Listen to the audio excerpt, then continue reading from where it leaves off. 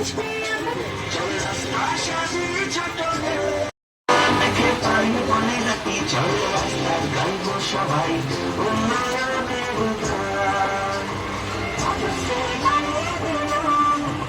বাংলার শপথ। পশ্চিমবঙ্গের মাননীয় মুখ্যমন্ত্রী মমতা বন্দ্যোপাধ্যায়ের অনুপ্রেরণা গ্রামীণ রাজশ্রী প্রকল্পের কাজগুলি সম্পূর্ণভাবে রাজ্য সরকারের অর্থ বরাদ্দ এছাড়াও কাজগুলির মাধ্যমে দক্ষিণ ভারতের জন্য 15 কোটির বেশি শ্রমদিবস সৃষ্টি করা হবে।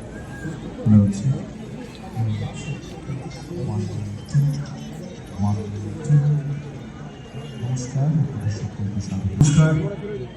শুভ সন্ধ্যা। বেঁচে থাক বাংলা, দীর্ঘজীবী হোক বাংলার নিজস্বতা।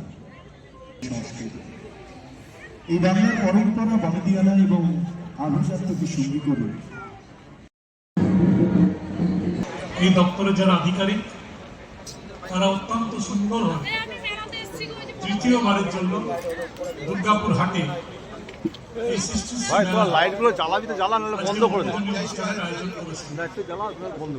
আমি একটু আগেই খবর দিচ্ছিলাম যে সৃষ্টি মেলা এখানে কারা আসেন বললেন, স্যার এবারে 13টা জেলার থেকে বিভিন্ন আর্টিজিয়ানরা এসছেন যারা সারা বছর ধরে নিজস্ব কারুকার্যের কাজ করেন, পরিশ্রম করেন এবং এই মেলার দিকে তারা তাকিয়ে থাকেন যে কবে সৃষ্টি মেলা দুর্গাপুরে হবে, আমরা গিয়ে আমাদের পসরা সাজাবো এবং দুর্গাপুরের মানুষ সেটা কিনবেন।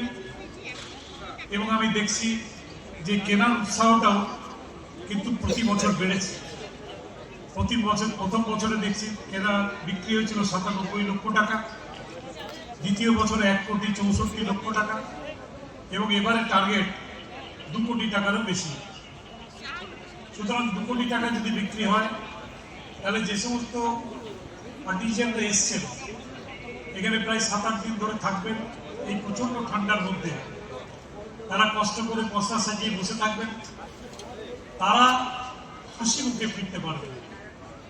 দেখুন, আমাদের মাননীয় মুখ্যমন্ত্রী মমতা বন্দ্যোপাধ্যায় 2011-তে আপনাদের আশীর্বাদে প্রথম মুখ্যমন্ত্রী হওয়ার পরে তিনি বাংলার যারা মানুষ সেই মানুষের উন্নয়নের কথা চিন্তা করে আজকে পর্যন্ত প্রায় 94টা প্রকল্প আমাদের রাজ্যে তিনি চালাচ্ছেন।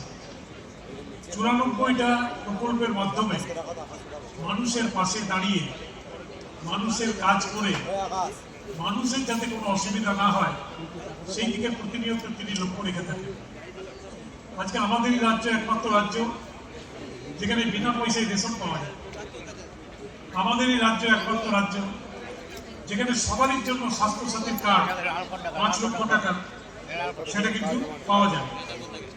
আমাদেরই রাজ্য একমাত্র রাজ্য যেখানে মা এবং বোনেদের জন্য লক্ষ্মী ভান্ডার বলে প্রকল্পটা চালু করে দিয়েছিলেন।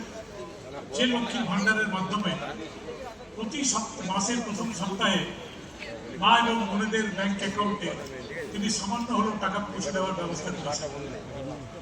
আমাদের এই রাজ্য একমাত্র রাজ্য যে রাজ্যে জন্মের থেকে মৃত্যু পর্যন্ত যখনই মানুষের কোনো সাহায্যের দরকার হয়, যখনই মানুষ কোনো বিপদে পড়েন, সেই বিপদের পাশে যিনি দাঁড়ান তার নাম কিন্তু মমতা ব্যানার্জি। তিনি মানুষের জন্য চিন্তা করেন, ভাবেন এবং মানুষের জন্য কাজ করেন।